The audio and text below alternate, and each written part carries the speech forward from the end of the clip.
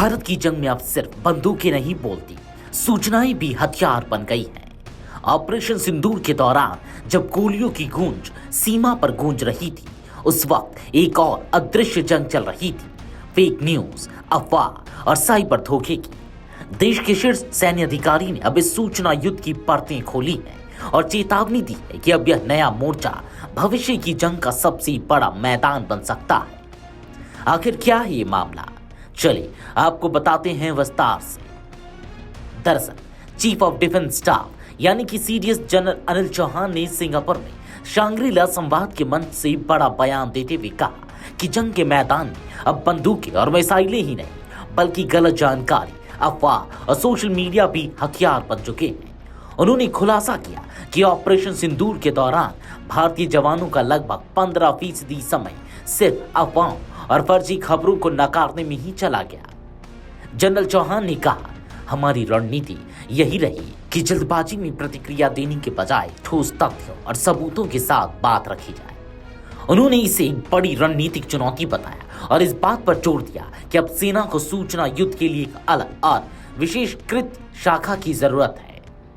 General Chauhan ने बताया कि ऑपरेशन सिंदूर के शुरुआती चरण में 2 महिला सैन्य अधिकारियों को मीडिया से संवाद का काम सौंपा गया था, क्योंकि वरिष्ठ सैन्य अधिकारी जमीनी ऑपरेशन में व्यस्त थे। इससे यह संकेत भी मिलता है कि भारतीय सेना अब मीडिया और सूचना प्रबंधन को युद्ध रणनीति का अभिन्न हिस्सा मान रही है।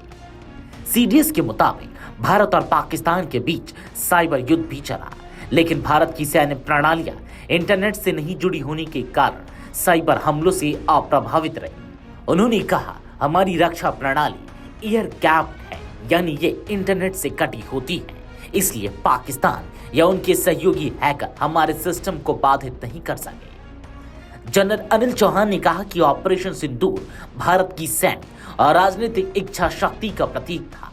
यह सिर्फ जवाबी कार्रवाई नहीं, बल्कि भारत की नई नीति का ऐलान था। अब आतंकवाद बर्दाश्त नहीं किया जाएगा। उन्होंने स्पष्ट शब्दों में कहा, भारत ने इस ऑपरेशन के जरिए एक स्पष्ट रेड लाइन खींच दी है। आतंक के खिलाफ अब कोई नरमी नहीं। सीडीएस ने पाकिस्तान को लेकर भारत की बदलती नीति का जिक्र करते हुए कहा, अब पाकिस्तान के साथ कूटनीतिक रिश्तों का पुराना दौर खत्म हो गया है। उन्होंने प्रधानमंत्री नरेंद्र मोदी के 2014 में नवाज शरीफ को शपथ समारोह में बुलाने और लाहौर दौरे की याद दिलाई, लेकिन साथ ही कहा, ताली 2 हाथ से बजती है, एक से नहीं। जब दोस्ती के जवाब में दुश्मनी मिले तो दूरी बनाना ही समझदारी है। जनरल चौहान ने यह भी कहा कि आज युद्ध जमीन, समुद्र और हवा तक सीमित नहीं है, अब लड़ाई साइबर स्पेस और अंतरिक्ष तक फैल चुकी है। उन्होंने बताया कि ऑपरेशन सिंदूर में भारत ने अपनी स्वदेशी तकनीक का बेहतरीन उपयोग किया। विदेशी निर्भरता को कम करते हुए भारत ने अपने ही संसाधनों के दम पर बड़ी सफलता हासिल की। सीडीएस ने यह भी माना कि बिना युद्ध के लंबे सैन्य तैनाती देश की अर्थव्यवस्था पर भारी पड़ती है, इसलिए भारत ऑपरेशन के बाद तेजी से फोर्स बैक करता है। उन्होंने कहा, लंबी जंग देश के विकास में रुकावट डालती है और ये बात हमारा दुश्मन भी जानता है। जनरल चौहान ने थिंक टैंकों और सैन्य विश्लेषज्ञों से चर्चा में कहा कि भारत ने भविष्य की जंगों के लिए टेक्नोलॉजिकल आत्मनिर्भरता की दिशा में बड़ी छलांग लगाई है। भारत अब कमर्शियल सैटेलाइट इमेजरी को लेकर भी सतर्क है और अपनी जरूरतों को खुद पूरी कर रहा है। वहीं पाकिस्तान चीनी उपकरणों पर निर्भर है, जो उसकी संप्रभुता और संचालन क्षमता दोनों के लिए खतरा है।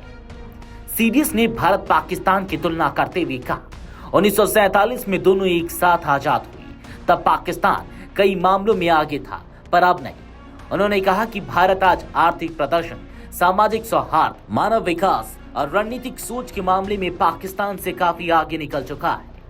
अंत में सीडीएस जनरल चौहान ने कहा कि भविष्य की लड़ाइयों में जानकारी, साइकोलॉजिकल ऑप्स और मीडिया कंट्रोल सबसे बड़ा हथियार होंगे।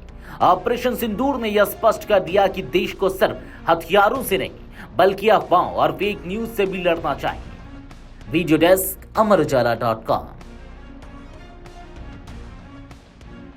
अगर आप ये वीडियो YouTube पर देख रहे हैं तो हमारे चैनल को सब्सक्राइब कर बेल आइकन दबाएं और Facebook पर देख रहे हैं तो हमारे पेज को लाइक करें।